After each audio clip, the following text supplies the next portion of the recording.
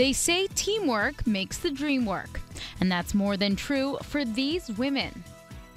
The Northeastern women's basketball team's bus got stuck in Philadelphia during the nor'eastern that left hundreds of thousands without power.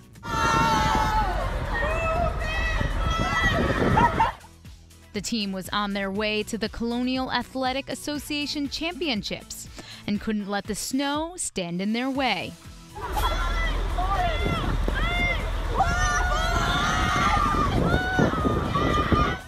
So the girls worked together and eventually got the bus unstuck.